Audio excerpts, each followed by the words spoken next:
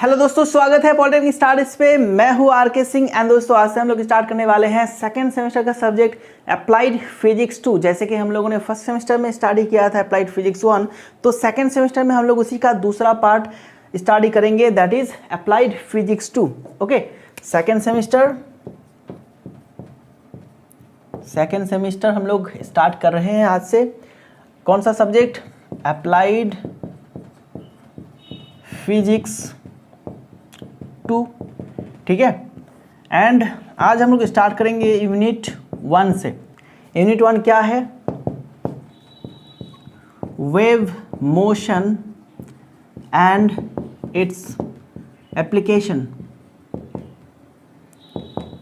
ठीक है। Wave motion and its application.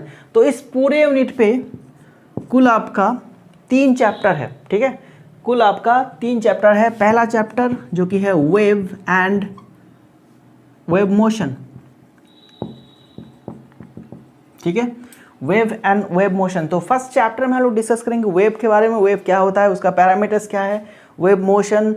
Okay, तो जितने भी पैरामीटर्स इन दोनों से रिलेटेड है, वेव मोशन से रिलेटेड है, वो सभी हम लोग फर्स्ट चैप्टर में पढ़ने वाले हैं। तो सेकेंड चैप्टर क्या है? सेकेंड चैप्टर है SHM। SHM का क्या फुल फॉर्म क्या है? Simple harmonic motion. ओके, जो पेंडुलम होता है। ओके, तो उसके मोशन के बारे में हम लोग पढ़ने वाले हैं। जितने भी पैरामीटर्स है, इक्वेशंस, मोशन का इक्वेशन, वो सब हम लोग SHM पे पढ़ने वाले हैं। Then third chapter that is acoustics of building. Okay, acoustics of buildings. And इसी चैप्टर में हम लोग अल्ट्रासोनिक साउंड वेव के बारे में भी पढ़ने वाले हैं। अल्ट्रासोनिक साउंड वेव के बारे में भी पढ़ने वाले हैं, ठीक है। चलो, तो एक्वास्टिक्स ऑफ बिल्डिंग क्या है दोस्तों? यहाँ पे हम लोग क्या पढ़ेंगे? देखो, किसी भी बिल्डिंग के खाली रूम पे अगर आप जाएंगे एंड वहाँ पे आप कुछ बोलेंगे तो फिर उसी साउंड का आप देखिएगा कि इको हो रहा है, रिवर्बरेशन हो रहा है, मतलब रिवर्ब साउंड के पीछे आपको अपना साउंड सुनाई दे रहा है। ओके, तो ये हम लोग सारी चीज़ें ऐसे सारी चीज़ें एक्वास्टिक्स ऑफ बिल्डिंग में पढ़ेंगे। एंड इसी चैप्टर में हम लोग अल्ट्रासोनिक साउंड वेव क्या होता है, इसको हम लोग कहाँ कहाँ पे यूज़ करते हैं, इसका प्रॉपर्टी क्या होता है, सारी चीज़ें हम लोग डिस्कस करेंगे। अगर बात करें कि इस यूनिट पे टोटल कितने क्लासेस हो सकते हैं, तो देखो, वेव एंड वेव मोशन से लगभग आपका 5 से 6 क्लासेस आएगा, ठीक है। ये चैप्टर थोड़ा सा कॉम्प्लिकेटेड है, ओके, एंड ये पूरा यूनिट आपका थोड़ा सा कॉम्प्लिकेटेड है, तो इसमें थोड़ा सा टाइम लगेगा। तो वेव एंड वेव मोशन में हम लोग 5 से 6 क्लासेस करेंगे। SHM पे हम लोग 3 से 4 क्लासेस करेंगे, okay. And acoustics of building, ultrasonic sound wave, यहाँ पे भी आपका 4 से 5 क्लासेस आएगा। 4 से 5 क्लासेस आएगा। तो कुल इस यूनिट पे कितने क्लासेस आ सकता है? ओके, तो लगभग 12 से यहाँ पे 15 क्लासेस आ सकता है, ठीक है। इसके बीच में रहेगा 12 क्लासेस मिनिमम, 15 क्लासेस मैक्सिमम, इसके बीच में रहेगा, ठीक है ना। एंड थोड़ा जल्दी क्लासेस हम लोग करेंगे ताकि ये जो पूरा सिलेबस है, 7 यूनिट है टोटल। अप्लाइड फिजिक्स 2 में टोटल 7 यूनिट है, तो हमें थोड़ा सा जल्दी करना होगा, ओके। तो चलो आज स्टार्ट करते हैं हमारा पहला चैप्टर, पहला यूनिट का पहला chapter, wave and wave motion. तो इस चैप्टर में से हम लोग आज कौन सा टॉपिक डिस्कस करेंगे दोस्तों? वेव के बारे में डिस्कस करेंगे। वेव क्या है, इसके जो पैरामीटर्स होते हैं वो आज हम लोग समझेंगे। नेक्स्ट क्लास में हम लोग डिस्कस करेंगे types of wave and motion. तो सबसे पहला सवाल है, व्हाट इज वेव? वेव क्या होता है? Okay, what is wave? Wave का हिंदी तो आपको पता होगा, तरंग। तो वेव क्या होता है? अगर इसका हम लोग सिंपल सा आंसर लिखेंगे तो wave is a disturbance. Wave क्या है दोस्तों? वेव एक डिस्टरबेंस है इन अ मीडियम। एक मीडियम पे डिस्टरबेंस को हम लोग कहते हैं wave in a medium that carries energy और मोमेंटम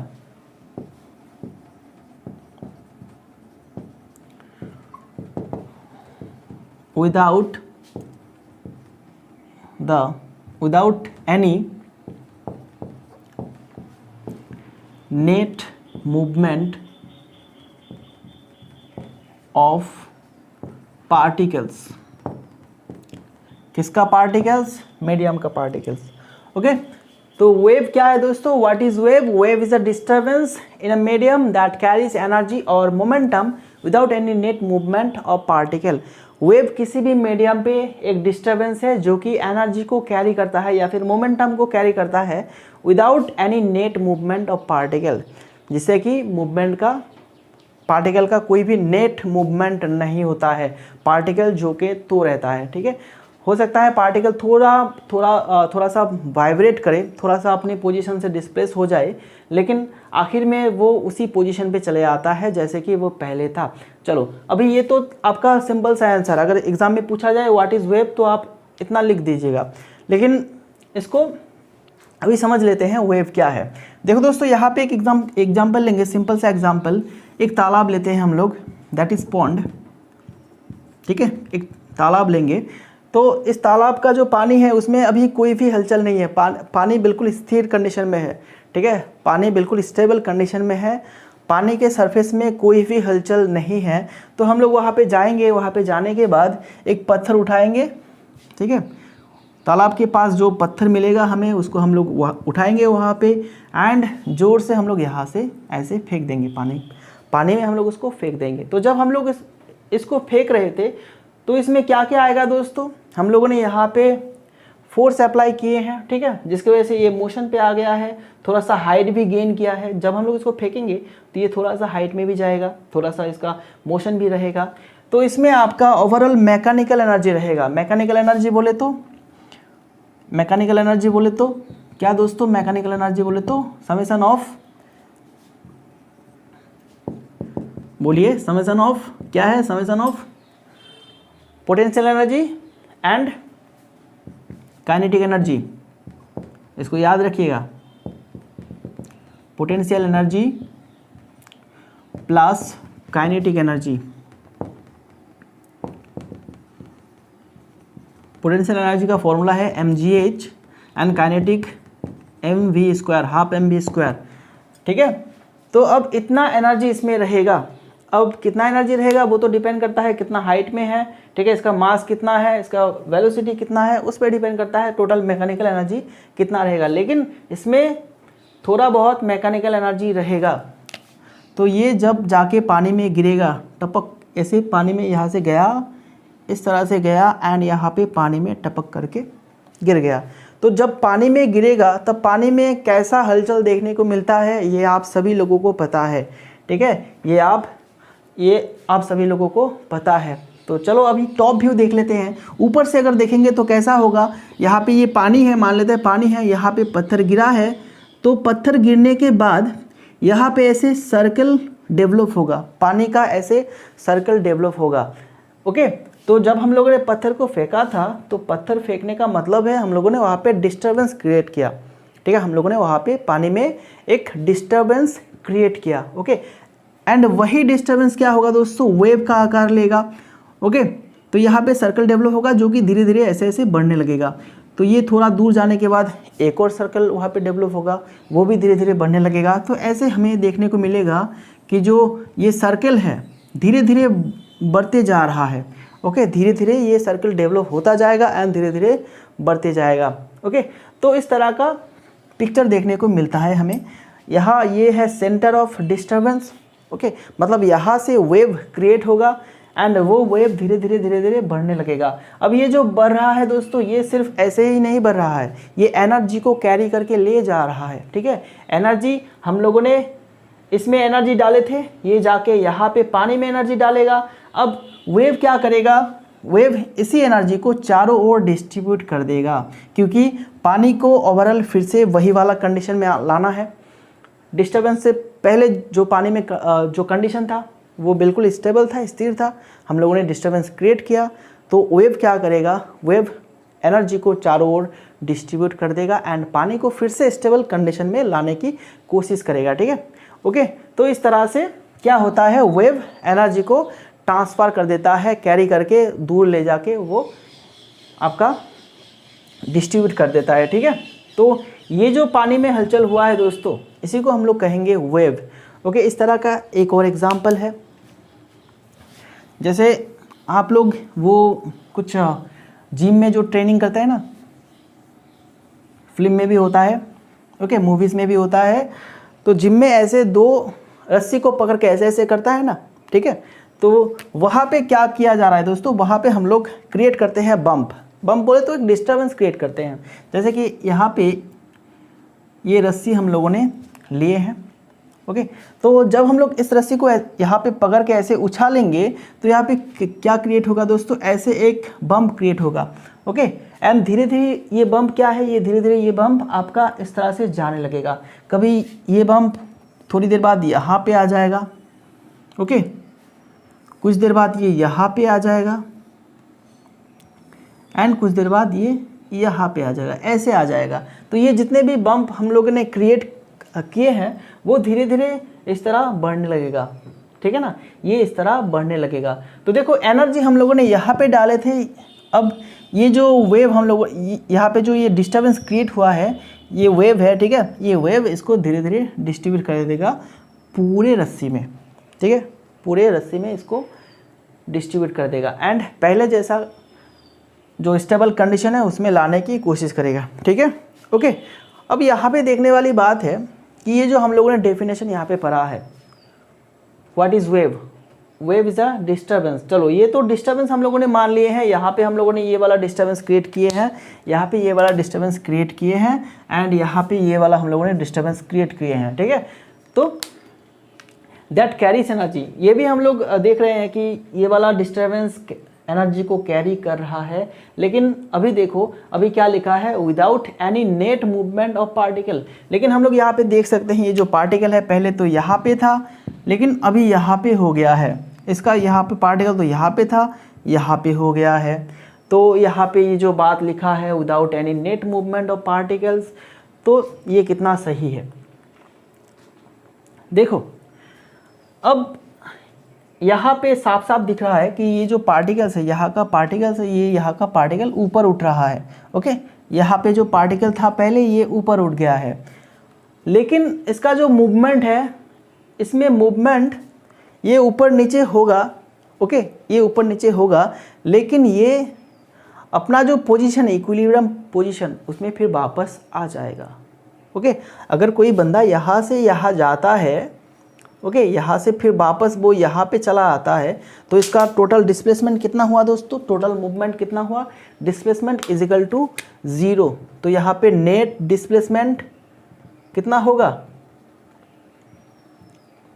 0 होगा, net displacement is equal to 0, क्योंकि वो यहाँ से यहाँ गया था लेकिन फिर वो वहाँ पे वापस आ गया, तो उसका डिस्प्लेसमेंट जो है वो 0 हो जाएगा। ऐसे ही देखो, ऐसे ही यहाँ पे इस रस्सी में जो हम लोगों ने बम्प क्रिएट किए थे, यहाँ का पॉइंट यहाँ पे गया था, लेकिन वो वापस जब स्टेबल, जब पूरा एनर्जी ट्रांसफ़र हो जाएगा, ठीक है, जितने भी हम लोगों ने डिस्टर्बेंस क्रिएट किया, जितना भी एनर्जी हम लोगों ने अप्लाई किया, उसको पूरा ट्रांसफ़र करने के बाद वो वापस उसी कंडीशन में उसी प्लेस में आ जाएगा, तो उसका नेट डिस्प्लेसमेंट क्या हुआ, 0 हो गया, ठीक है। एनर्जी तो यहाँ से यहाँ फ्लो हो रहा है, एनर्जी तो इधर से इधर पूरा फ्लो हो गया, लेकिन ये जो पार्टिकल्स है ये पूरे मीडियम पे, ये जो रस्सी यहाँ पे मीडियम है, ये जो पार्टिकल्स है वो वापस उसी कंडीशन में आ जाएगा। इसीलिए यहाँ पे लिखा है net movement of particle is 0, ठीक है, without any net movement of particles. तो दोस्तों समझ में आया what is wave. Wave is a disturbance in a medium that carries energy और momentum without any net movement of particles, ठीक है। तो वेव किसी भी मीडियम का, किसी भी माध्यम का एक डिस्टर्बेंस है, ठीक है, जो कि एनर्जी या फिर मोमेंटम कैरी करता है, ओके। लेकिन मीडियम के जो पार्टिकल्स होते हैं उसका कोई नेट मूवमेंट नहीं होता है, रिजल्टेंट मूवमेंट, ओके, या फिर फाइनल डिस्प्लेसमेंट वो नहीं होता है। तो ऐसे हम लोग लिखेंगे इसका आंसर, व्हाट इज़ वेव, इसका आंसर ये है, ओके। चलो इसको फटाफट से लिख लो, एग्जाम्पल भी आप लिख सकते हैं। तो चलो आगे बढ़ते हैं। आगे हम लोग देखेंगे वेव क्या क्या है, क्या क्या करता है। तो सबसे पहली बात हम लोगों ने इसी डेफिनेशन से सीखा, वेव ट्रांसफर्स एनर्जी, ठीक है, और मोमेंटम।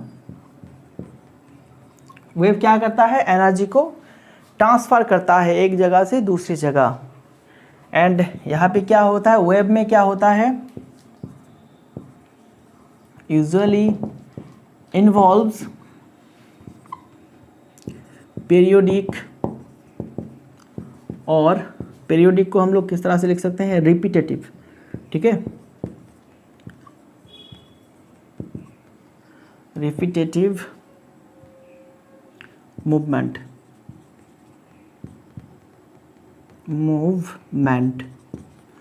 ओके। यूजुअली इन्वॉल्व्स क्या है दोस्तों, रिपीटेटिव और पीरियोडिक मूवमेंट। ओके, मतलब क्या है, एक ही काम बार बार हो रहा है, उसको हम लोग क्या कहते हैं, पीरियोडिक या फिर रिपीटेटिव मूवमेंट, ठीक है ना। तो जैसे कि पानी के केस में हम लोगों ने देखा था, यहाँ पे हम लोगों ने डिस्टर्बेंस क्रिएट किए हैं, यहाँ पे सर्कल फॉर्म हो रहा है, सर्कल बढ़ जाएगा, फिर से सर्कल डेवलप होगा, ठीक है, वो भी बाहर निकल जाएगा, फिर से सर्कल डेवलप होगा। तो ये एक तरह का रिपीटेटिव वर्क है, ओके, ठीक है ना, ये एक तरह का रिपीटेटिव वर्क है या फिर पीरियोडिक मूवमेंट है। चलो अभी क्या है, वेव जो है दोस्तों, वेव डज नॉट रिजल्ट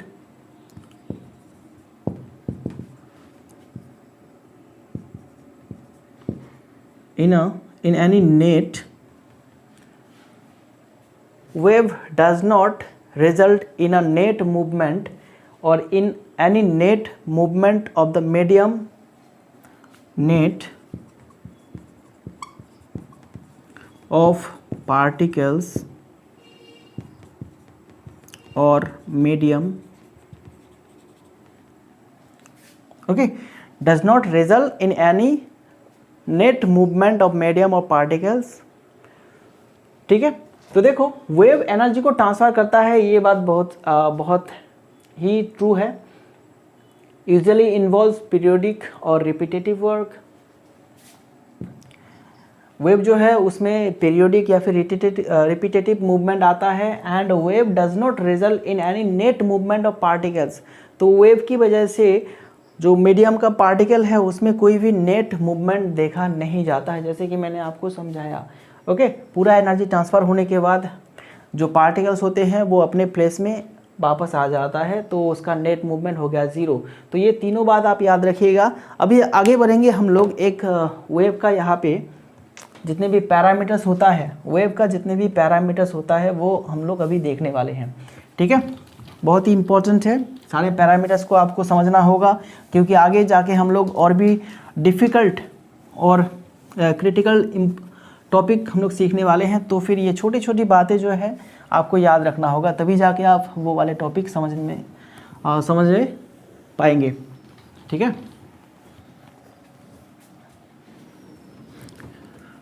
चलो, तो वेव को हम लोग कैसे यहाँ पे ड्रॉ कर सकते हैं।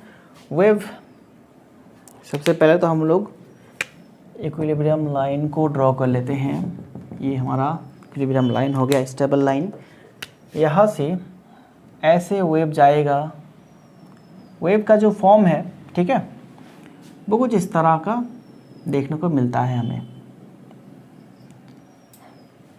देखो यहाँ पे ये ऊपर गया, फिर नीचे आया, फिर ऊपर गया, फिर नीचे आया। मतलब यहाँ पे क्या हो रहा है दोस्तों, रिपीटेटिव या फिर पीरियोडिक मूवमेंट आ रहा है, ठीक है। ये जो यहाँ पे जो पॉइंट है, पहले तो ये यहाँ तक गया, ठीक है, एंड उसके बाद यहाँ नीचे जाएगा, उतना ही नीचे जाएगा, ठीक है, फिर वापस आएगा, फिर ऊपर जाएगा, फिर वापस आएगा, फिर नीचे जाएगा, फिर वापस आएगा। मतलब एक तरह का पीरियोडिक मूवमेंट यहाँ पे हो रहा है, ओके। एंड एनर्जी का जो ट्रांसफ़र है दोस्तों वो किस तरफ होगा, वो इस तरफ होगा।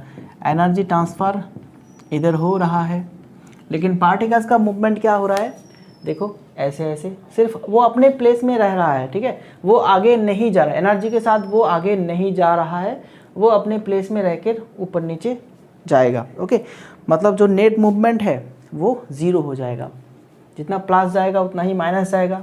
ऊपर अगर हम लोग इधर प्लस मान लेते हैं, इधर माइनस मान लेते हैं, तो ये जो पार्टिकल है जितना प्लस जाएगा उतना माइनस जाएगा, तो उसका जो नेट मूवमेंट है वो ज़ीरो। ठीक है, तो अभी देखो, अभी ये वेव का जो टॉप मोस्ट पॉइंट है, इस पॉइंट को हम लोग कहते हैं क्रेस्ट। ठीक है, एंड ये जो लोअर मोस्ट या फिर बॉटम मोस्ट जो पॉइंट है इसको हम लोग कहते हैं टफ। ओके, क्रेस्ट और टफ, तो यहाँ पे क्रेस्ट, यहाँ पे ये क्रेस्ट हो जाएगा, ये टफ हो जाएगा। ठीक है ना। ओके, तो सबसे पहले तो बात करेंगे हम लोग एम्पलीट्यूड के बारे में। पहला parameter that is amplitude. Amplitude क्या होता है? What is amplitude? Maximum displacement of the particle, maximum displacement of the particle on either side of mean और equilibrium position is called amplitude. ठीक है, तो ये मीन पोजीशन है या फिर इसको इक्विलिब्रियम पोजीशन कह सकते हैं। तो इक्विलिब्रियम पोजीशन से दोनों साइड वो जितना मैक्सिमम डिस्टेंस जाएगा उसी को हम लोग क्या कहेंगे? एम्पलीट्यूड कहेंगे। मतलब यहाँ पे हम लोग देख सकते हैं कि ये जो क्रेस्ट है ये यहाँ से इसका इक्विलिब्रियम पोजीशन कहाँ पे है? यहाँ पे। तो ये जो डिस्टेंस यहाँ पे है, ये जो लेंथ है, इसको हम लोग कहेंगे एम्पलीट्यूड, जिसको हम लोग स्मॉल ए से लिखते हैं। ठीक है, दैट इज एम्पलीट्यूड। एंड यहाँ पे क्या हो जाएगा? ये हो जाएगा एम्पलीट्यूड। ओके, किसी भी वेव के लिए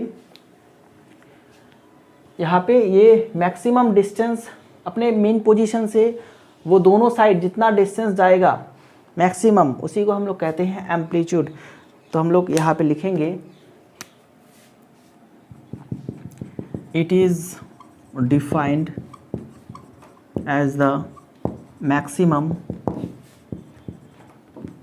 डिस्प्लेसमेंट। ठीक है,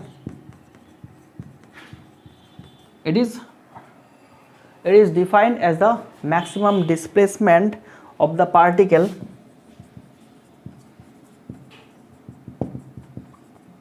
of the particles on either sides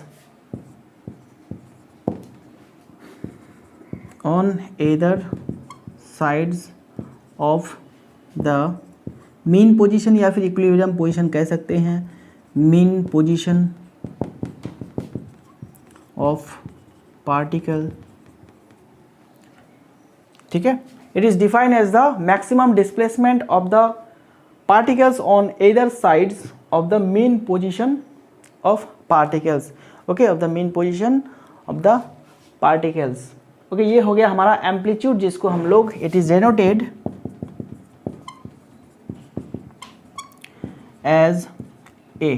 ठीक है, इसको हम लोग A से लिखते हैं। तो इसका एसआई यूनिट देख लेते हैं। एम्पलीट्यूड का एसआई यूनिट क्या है दोस्तों? एम्पलीट्यूड बोले तो मैक्सिमम डिस्टेंस, तो इसका एसआई यूनिट होगा मीटर।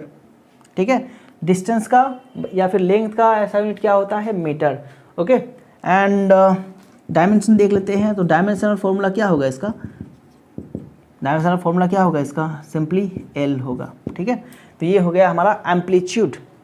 ठीक है दोस्तों, चलो अब चले आते हैं नेक्स्ट पैरामीटर। एम्पलीट्यूड तो हो गया, एक एक पॉइंट को आप याद रखिएगा, ये सारे जो पैरामीटर्स है इसको आप याद रखिएगा। एम्पलीट्यूड क्या है? मीन पोजीशन से जितना डिस्टेंस, ठीक है, दोनों साइड जितना डिस्टेंस जाएगा उसी को हम लोग एम्पलीट्यूड कहते हैं। एम्पलीट्यूड को हम लोग ए से लिखते हैं एंड इसका एसआई यूनिट है मीटर, डायमेंशन है आपका एल। ओके, चलो अब नेक्स्ट पैरामीटर पे चले आते हैं। नेक्स्ट पैरामीटर क्या है दोस्तों? Time period.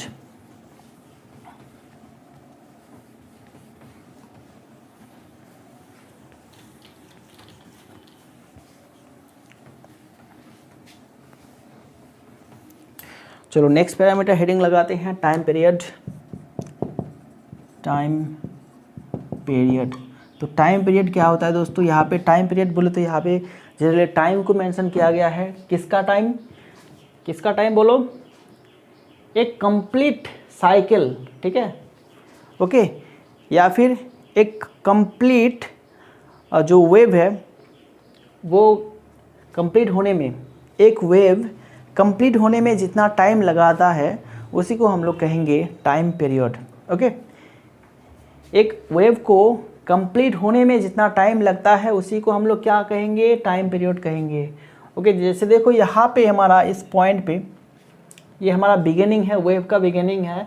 ये वेव हमारा कुछ इस तरह से गया एंड ये ऊपर गया, एक साइड गया, देन उसके बाद नीचे जाएगा, देन उसके बाद यहाँ तक आएगा। तो यहाँ से यहाँ तक जाने के लिए, ठीक है, वेव का जितना टाइम लगेगा that is called time period. ठीक है, बात समझ में आया दोस्तों। ओके, जैसे कि अभी मैं एक एग्जांपल देता हूँ, सर्कुलर मोशन का एग्जांपल देता हूँ, ठीक है ना, सर्कुलर मोशन या फिर सिंपल हार्मोनिक मोशन का भी एग्जांपल दे सकता हूँ। तो मान लीजिए यहाँ से एक रस्सी ऐसे बांधा गया है, यहाँ पे एक पत्थर रखा गया है, ठीक है ना, यहाँ पे एक पत्थर रखा गया है। तो हम लोग क्या करेंगे, इस पत्थर को ऐसे थोड़ा सा इधर खींचेंगे एंड इस पोजीशन पे लाएंगे, ठीक है, इस पोजीशन पे लाएंगे एंड यहाँ पे लाके हम लोग इसको छोड़ देंगे। तो ये क्या हो गया, पत्थर क्या होगा दोस्तों, ये इस तरह से जाएगा, यहाँ तक जाएगा, इधर जाएगा, ठीक है, एंड फिर से वापस आएगा। तो हम लोग अगर बिगिनिंग पॉइंट को, ये वाला पॉइंट हम लोग बिगिनिंग पॉइंट मान लेते हैं, ठीक है। तो यहाँ से हम लोगों ने छोड़ा है, तो यहाँ से हम लोग टाइम को काउंट करना स्टार्ट करेंगे। टाइम यहाँ पे जाएगा, यहाँ तक जाएगा एंड यहाँ से वो लौट के फिर वहाँ तक जाने के लिए, ठीक है, मतलब यहाँ से ऐसे गया एंड फिर से वापस ऐसे यहाँ तक जाने के लिए जो टाइम लगेगा that is called time period. या फिर हम लोग इस तरह भी कह सकते हैं, एक कंप्लीट वेव का जितना टाइम लगता है, ठीक है, एक वेव कंप्लीट होने के लिए जितना टाइम लेता है उसी को हम लोग कहते हैं टाइम पीरियड। एंड इस वाले फिगर में एक कंप्लीट वेव कहाँ से कहाँ तक है, यहाँ से यहाँ तक, ठीक है, ऐसे ऊपर गया फिर वो ऐसे यहाँ पे मेन पोजीशन पे जाएगा, ठीक है, ऐसे ऊपर गया फिर वहाँ पे मेन पोजीशन पे जाएगा। तो ये हो गया आपका एक कंप्लीट, यहाँ से यहाँ तक, that is a wave. Okay, ये हो गया कंप्लीट वेव। तो टाइम पीरियड का डेफिनेशन हम लोग कैसे लिखेंगे, चलो टाइम पीरियड का डेफिनेशन अभी लिख लेते हैं। It is defined as the time taken by a particle. It is defined as the time taken by a particle.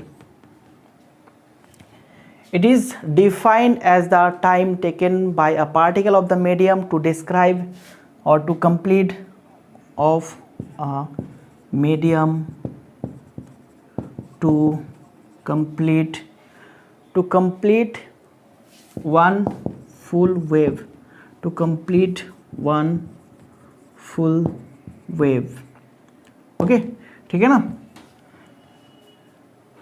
Time period is defined as the time taken by a particle of a medium to complete one full wave. तो किसी भी medium का एक particle को अगर लेते हैं तो वो पार्टिकल एक वेव को कंप्लीट करने के लिए जो टाइम लेता है उसी को हम लोग कहते हैं time period. It is denoted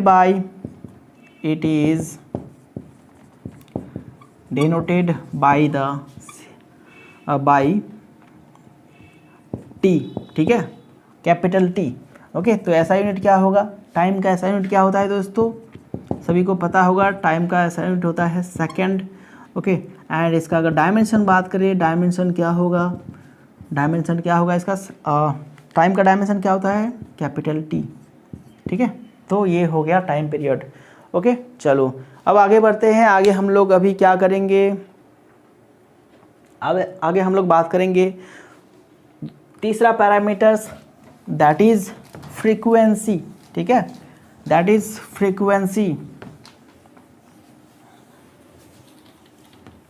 frequency क्या होता है, फ्रीक्वेंसी नाम आपने पहले भी सुना होगा, व्हाट इज फ्रीक्वेंसी। तो इसी को हम लोग अभी डिस्क्राइब करेंगे, वेव का फ्रीक्वेंसी क्या होता है। Frequency, what is frequency.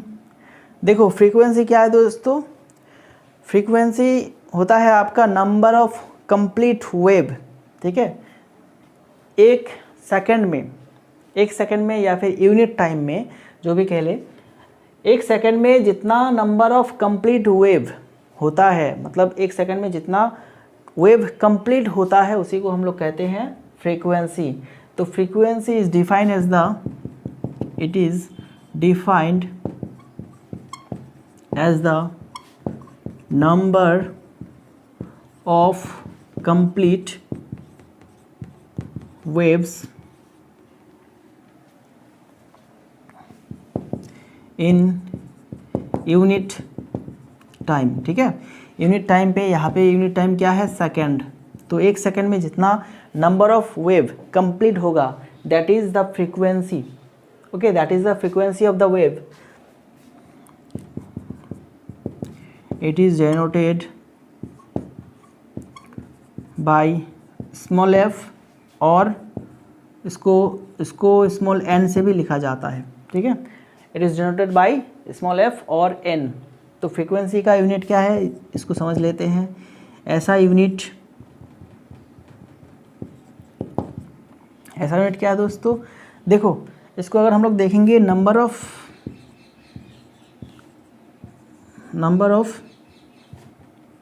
Waves, नीचे होगा सेकंड। ठीक है, 1 सेकंड बोले तो टाइम। तो इसका जो ऐसा यूनिट है दोस्तों वो क्या है, इसका ऐसा यूनिट है हर्ट्ज, जिसको HZ से लिखा जाता है। ठीक है, इसका ऐसा यूनिट क्या है दोस्तों, इसका ऐसा यूनिट है हर्ट्ज। हर्ट्ज स्पेलिंग गलत हो गया, HERTZ।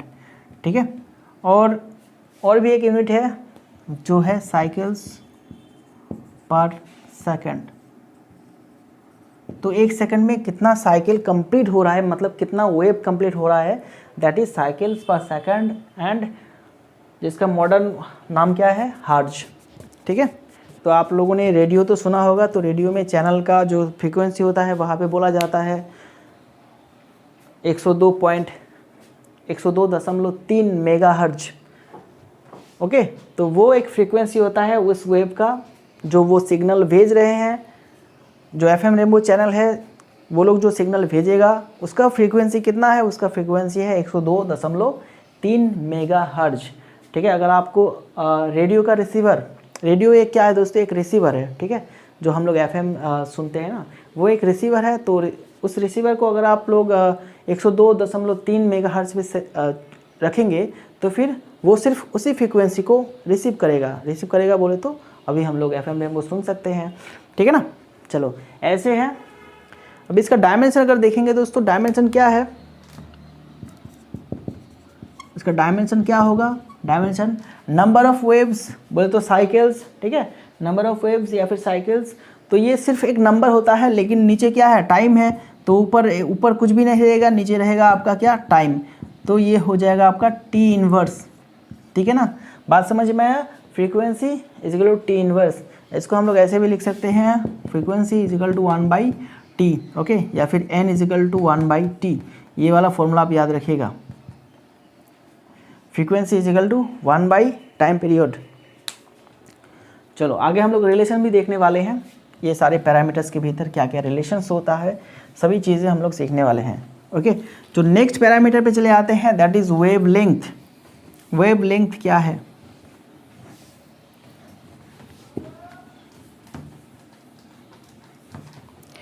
ओके, हेडिंग लगाएंगे wavelength. What is wavelength, तो it is the linear distance covered by 1 full wave. तो एक फुल वेव जितना लीनियर डिस्टेंस कवर करेगा उसी को हम लोग क्या कहते हैं, वेव लेंथ। या फिर एक साइकिल, 1 साइकिल। ठीक है, ये जो 1 साइकिल है देखो, ये आपका जितना linear length, linear distance cover करेगा that is called wavelength. तो यहाँ से शुरू हुआ, यहाँ पे ख़त्म हुआ, तो इसके बीच में लीनियर डिस्टेंस कितना है, इतना है लीनियर डिस्टेंस बोले तो ये वाला लीनियर डिस्टेंस, तो ये क्या हो जाएगा, वेव लेंथ। अच्छा, ये हो जाएगा आपका वेव लेंथ। ठीक है, एक कंप्लीट वेव का या फिर एक कंप्लीट साइकिल का जो लेंथ होता है, लीनियर लेंथ होता है, उसी को हम लोग कहते हैं wave length. Okay, wave length को हम लोग लैम्डा से यहाँ पे लिखते हैं। तो वेव लेंथ का भी डेफिनेशन देख लेंगे। It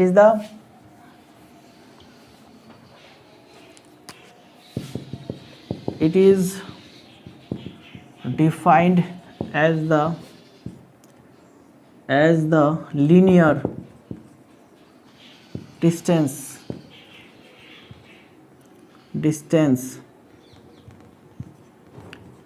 covered during one full wave, और साइकिल भी यहाँ पे लिख सकते हैं, ठीक है। एक वेव जो लीनियर डिस्टेंस कवर करता है उसी को हम लोग क्या कहते हैं, वेव लेंथ कहते हैं, okay. And it is denoted bye symbol lambda, ठीक है। इस सिंबल के सारे हम लोग इसको डेनोट करते हैं। तो लैम्डा क्या होगा, इज इक्वल टू डिस्टेंस, ठीक है। तो इसका ऐसा यूनिट क्या होगा दोस्तों, क्योंकि ये डिस्टेंस है, ऐसा यूनिट इसका क्या होगा, मीटर होगा। इसका ऐसा यूनिट होगा मीटर। एंड डायमेंशन अगर बात करें, डायमेंशन क्या होगा बोलो, लेंथ का डायमेंशन, डिस्टेंस का डायमेंशन होता है कैपिटल एल। तो ये हो गया हमारा वेव लेंथ। तो वेव लेंथ समझ में आया, एक फुल वेव का जो लेंथ है उसी को हम लोग कहते हैं वेव लेंथ, जिसको हम लोग लैम्डा से लिखते हैं। ऐसा यूनिट है इसका मीटर, एंड डायमेंशन है कैपिटल एल, ठीक है। चलो आगे बढ़ते हैं दोस्तों। आगे हम लोग बात करेंगे वेव वेलोसिटी के बारे में।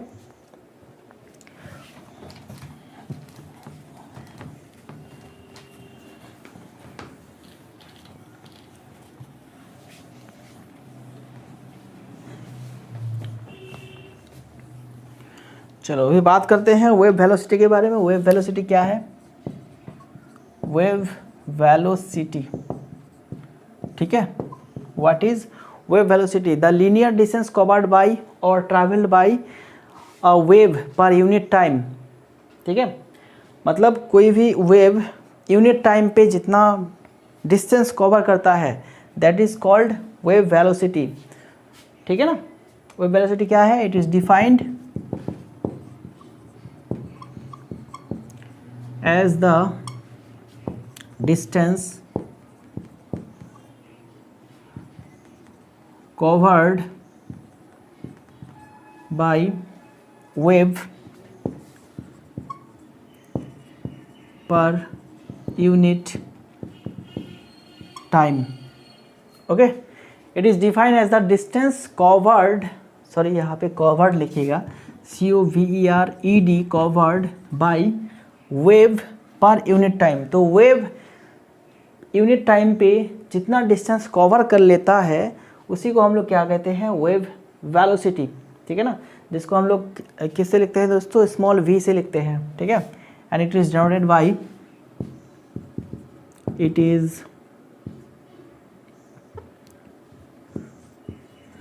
डिनोटेड बाय स्मॉल v, ठीक है। Wave velocity, it is defined as the distance covered by wave per unit time, it is denoted by v। तो v is equal to क्या होगा दोस्तों, v is equal to होगा distance अपन time, okay, distance अपन time. तो distance क्या होता है, distance होता है आपका लैम्डा एंड टाइम होता है आपका t। तो ये हो गया v का फॉर्मूला। चलो तो आज हम लोगों ने मोटा मोटी सारे जो पैरामीटर्स है, एक वेव का जितने भी पैरामीटर्स होता है, जो भी हमें ज़रूरत है वो हम लोगों ने सीख लिया है। आज हम लोगों ने क्या क्या सीखा दोस्तों, सबसे पहले तो वेव क्या होता है, वेव का फंक्शन क्या होता है, what is wave, wave is a disturbance, okay, जो कि एनर्जी को कैरी करता है without any net movement of particles of medium, ठीक है।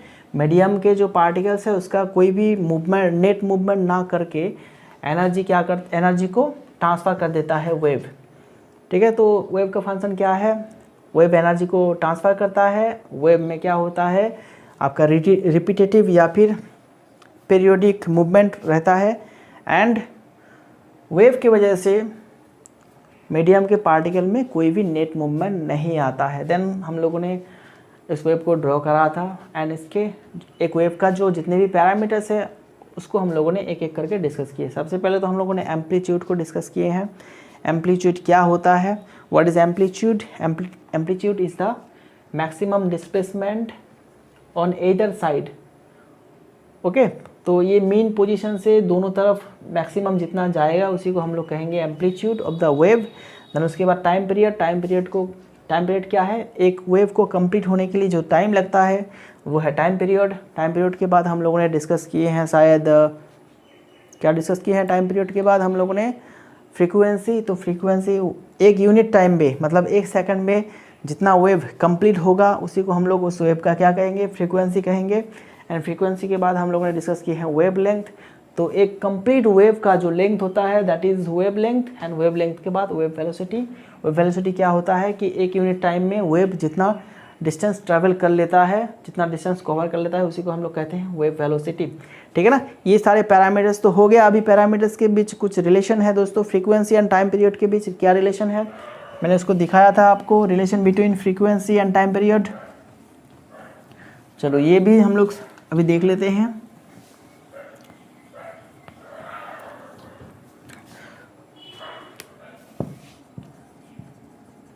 Relation between frequency and time period क्या होता है, फ्रीक्वेंसी एंड टाइम पीरियड के बीच में ये होता है 1/t, ये होता है रिलेशन। ठीक है, इसको हम लोग ऐसे भी लिख सकते हैं t = 1/f, ऐसे भी हम लोग लिख सकते हैं। ओके, ये हो गया रिलेशन। तो यहाँ से हम लोग कह सकते हैं जो फ्रीक्वेंसी है वो टाइम पीरियड के रेसिप्रोकल है, मतलब उल्टा है। ठीक है, इन दोनों के बीच में कौन सा रिलेशन है, इन्वर्सली प्रोपोर्शनल। टाइम अगर बढ़ेगा तो फ्रीक्वेंसी भी बढ़ेगा, फ्रीक्वेंसी अगर बढ़ेगा तो गलत कहा मैंने। इन दोनों के बीच में कौन सा रिलेशन है दोस्तों, रेसिप्रोकल वाला रिलेशन है, इन्वर्सली प्रोपोर्शनल। ठीक है ना, एक बढ़ता है तो दूसरा घटेगा, दूसरा बढ़ेगा तो पहला घटेगा। ठीक है, ऐसे है। तो ये हो गया relation between frequency and time period. चलो अभी हम लोग देख लेते हैं relation between frequency, wavelength and wave velocity. Relation between frequency and wavelength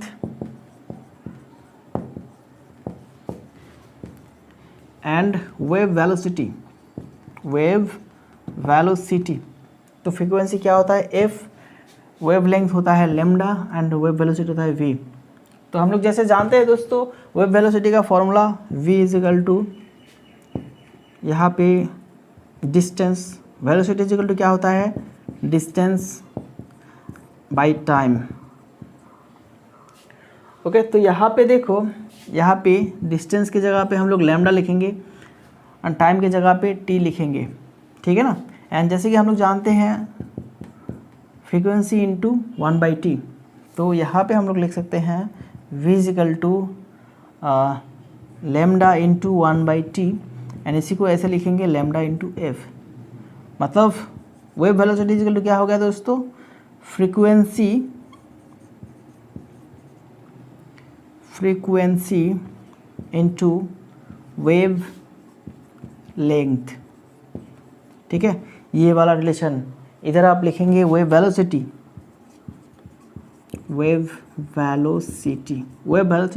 frequency × wave length. तो ये वाला रिलेशन भी आप याद रखिएगा। ठीक है, क्योंकि MCQs में ये पूछा जा सकता है। एंड आपको मान लेते हैं आपको फ्रीक्वेंसी दे दिया गया है, वेव वेलोसिटी दे दिया गया है, आपको वेव लेंथ निकालने के लिए पूछा गया, तो इस वाले फॉर्मूला से आप वेव लेंथ निकालेंगे। ठीक है दोस्तों, चलो तो आज हम लोगों ने सिर्फ वेव के पैरामीटर्स के बारे में डिस्कस किए हैं। नेक्स्ट क्लास में हम लोग क्या करेंगे, नेक्स्ट क्लास में हम लोग बात करेंगे कितने तरह के वेव मोशन होता है, कितने टाइप्स होते हैं, एंड सभी टाइप्स को हम लोग बारीकी से एक एक करके सीखेंगे। तो दोस्तों मिलते हैं नेक्स्ट क्लास में, लेकिन उससे पहले जितने लोग आज पहली बार हमारी क्लास देख रहे हैं तो चैनल को सब्सक्राइब कर लीजिएगा एंड नोटिफिकेशन बेल भी आप ऑन कर सकते हैं ताकि आपको नोटिफिकेशन मिलता रहे जब जब हम लोग क्लासेस अपलोड करेंगे। ठीक है, एंड जो सभी दोस्त पहले से हैं तो thank you very much for supporting me and ऐसे सपोर्ट करते रहिए, तो आगे मैं आपके लिए और भी ऐसे कंटेंट देता रहूँगा। ठीक है दोस्तों, चलो मिलते हैं नेक्स्ट क्लास में। Thank you very much.